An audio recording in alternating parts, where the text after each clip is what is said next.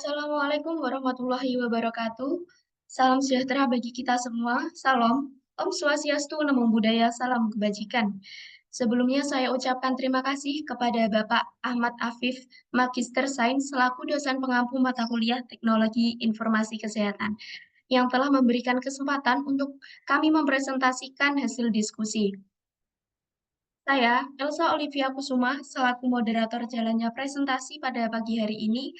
Tentunya saya tidak sendirian, saya ditemani rekan-rekan saya. Silakan memperkenalkan dirinya. Baik, perkenalkan, nama saya Ade Elif Kamargarita dengan NIM 101270002 dari Prodi S1 Farmasi. Perkenalkan, saya Anissa Widya Kusuma Dewi, NIM 101270012 dari Prodi S1 Farmasi. Perkenalkan, saya Dewi Ma'rifatul Qolik dari Prodi S1 Farmasi nomor NIM 101-27032. Perkenalkan, saya Dipa Husnulale Astuti dengan NIM 101270034 dari Prodi S1 Farmasi. Baik, kami dari kelompok 4 yang akan mempresentasikan materi tentang Internet of Things untuk kesehatan. Langsung saja masuk ke materi kita yang pertama. Kepada presentator yang bertugas, waktu dan tempat dipersilakan. Baik, di sini saya akan menjelaskan pengertian Internet of Things. Internet of Things adalah perkembangan keilmuan yang menjanjikan untuk mengoptimalkan kehidupan berdasarkan sensor cerdas dan peralatan pintar yang bekerja sama dengan internet dan media komunikasi. Internet of Things dalam bidang kesehatan adalah jaringan perangkat, medis, dan aplikasi yang terhubung untuk mengumpulkan, mengirim, dan menerima data terkait pasien dan operasional medis. Selanjutnya akan dilanjutkan. Baik, di sini saya akan menjelaskan peran utama IoT dalam pelayanan kesehatan di Indonesia. Internet of Things memiliki peran utama khususnya dalam bidang kesehatan di Indonesia untuk meningkatkan pelayanan yang efektif terhadap pasien. Berikut adalah peran utama IoT dalam pelayanan kesehatan di Indonesia.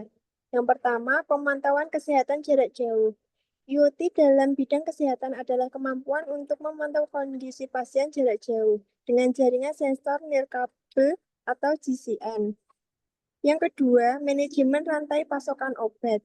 Gudang farmasi merupakan bagian integral upaya untuk menjaga kualitas dan integrasi obat. Yang ketiga, peningkatan efisiensi operasional rumah sakit. Indonesia menghadapi tantangan dalam operasional di rumah sakit dan fasilitas kesehatan. Yang keempat, telemedicine dan telekonsultasi.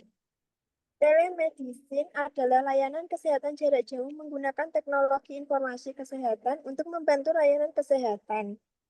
Yang kelima, pengolahan data kesehatan. IoT memiliki peran penting terhadap pengolahan data kesehatan dari berbagai sumber platform digital lainnya yang mudah diakses oleh tenaga medis. Selanjutnya akan dijelaskan oleh rekan saya.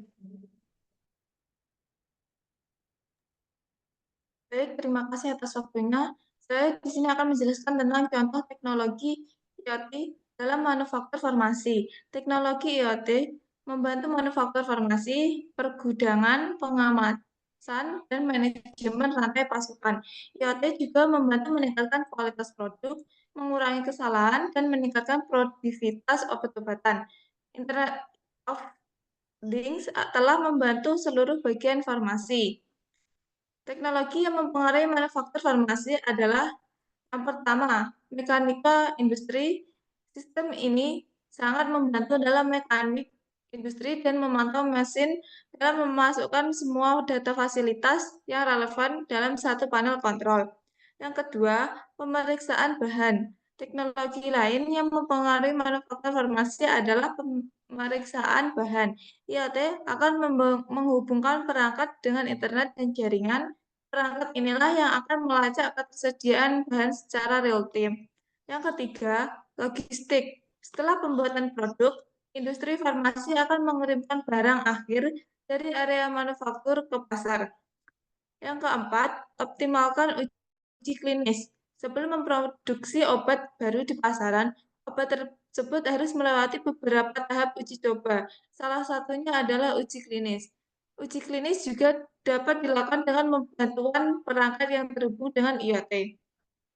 Yang kelima, pil pintar dan perangkat implan. IoT juga dapat membantu dalam pengawasan kondisi tubuh pasien.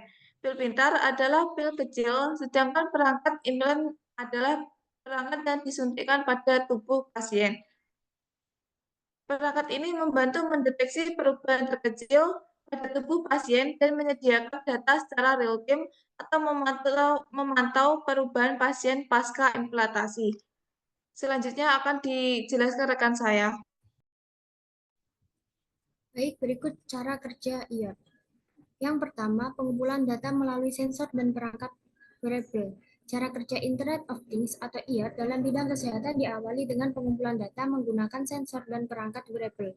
Sensor ini terpasang pada berbagai perangkat seperti smartwatch, monitor gula darah, dan perangkat lainnya yang memantau parameter kesehatan pasien.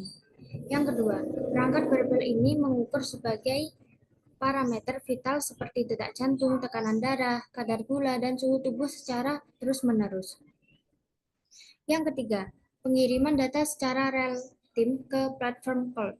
Setelah data dikumpulkan, langkah berikutnya adalah pengiriman data tersebut melalui jaringan internet ke platform cloud.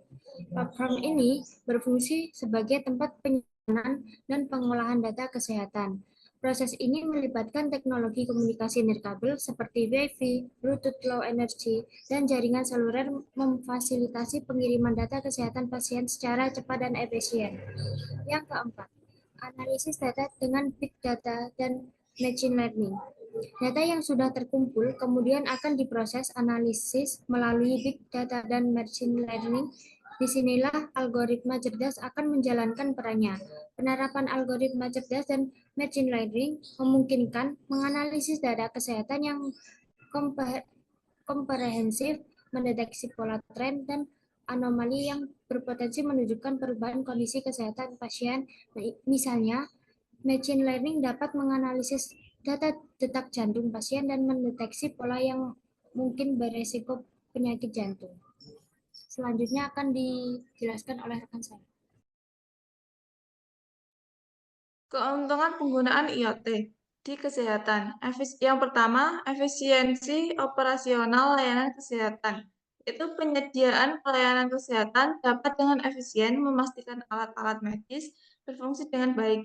Yang kedua, pengurangan biaya fasilitas kesehatan. Layanan kesehatan bisa memaksimalkan penggunaan biaya dan pemeliharaan fasilitas. Yang ketiga, analisis data pasien. Itu bantu mengidentifikasi penyakit pasien berdasarkan riwayat rekam medis pasien. Selanjutnya akan dijelaskan rekan saya. Tantangan Internet of Things. Selain keuntungan, IoT juga memiliki tantangan bagi penggunanya. Berikut adalah tantangan IoT menurut Nahdi NJK. 1. Keamanan dan privasi. Banyak penggunaan IoT yang menghadirkan tantangan terutama dalam keamanan. Memastikan layanan IoT akan tetap aman harus selalu diperhatikan dan dijadikan prioritas yang tinggi. Yang kedua yaitu interoperabilitas. Adalah kemampuan sistem untuk berkomunikasi dan berbagi informasi secara efektif, sehingga memungkinkan terjadinya interaksi untuk berbagi data, layanan, dan kerja sama dengan jaringan atau perangkat untuk membentuk IoT. Yang ketiga yaitu kompleksitas. Sistem kompleksitas menjadi tantangan IoT dalam penggunaan penerapan IoT membutuhkan pengolahan data yang cermat dan terintegrasi untuk meminimalkan terjadinya kesalahan dan meningkatkan keefektivitasan. Baik, saya ucapkan terima kasih kepada presentator yang telah menyampaikan materi. Dari presentasi pada pagi hari ini dapat disimpulkan bahwasanya dalam bidang kesehatan, teknologi ini membawa pengaruh yang besar dalam keberlangsungan hidup manusia, khususnya dalam membantu tenaga medis untuk menjalankan tugasnya dan membantu masyarakat yang jauh dari tempat layanan kesehatan. Karena teknologi ini memberi pelayanan jarak jauh hingga dapat dijangkau di daerah terpencil. Teknologi ini memberi potensi yang besar dalam meningkatkan kualitas perawatan kesehatan yang efisien. Internet of Things memungkinkan pemantauan kesehatan secara real-time melalui perangkat yang terhubung seperti sensor kesehatan, perangkat wearable, dan alat medis lainnya. Selain itu, IoT juga dapat meningkatkan data pasien, mengurangi kesalahan medis, dan mengkolaborasikan para profesional kesehatan. Namun, tantangan seperti masalah keamanan data, privasi, dan interoperabilitas antara berbagai perangkat dan sistem perlu diatasi agar potensi IoT dalam kesehatan dapat dimaksimalkan. Saya kira diskusi pada pagi hari ini cukup sampai di sini. Saya ucapkan terima kasih kepada Bapak Ahmad Afif, Magister Sains, selaku dosen pengampu mata kuliah Teknologi Informasi Kesehatan. Saya, selaku moderator, mewakili teman-teman presentator mengucapkan mohon maaf yang sebesar-besarnya apabila ada kesalahan kata maupun tingkah laku dari kami yang kurang berkenan. Saya kira cukup. Terima kasih. Wallahu muwaffiq ila aqwamit thoriq. Wassalamualaikum warahmatullahi wabarakatuh. Iya, iya.